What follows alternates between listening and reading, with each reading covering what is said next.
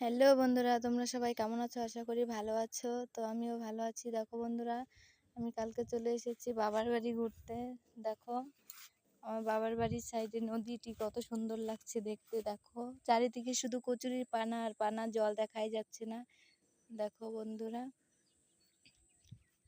কতটা ভালো লাগছে দেখতে।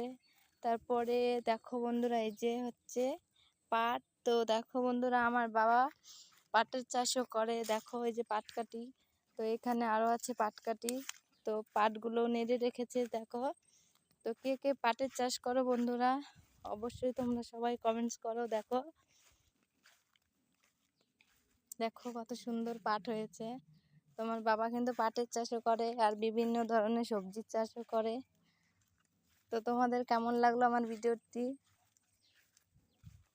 তো কমেন্ট করো।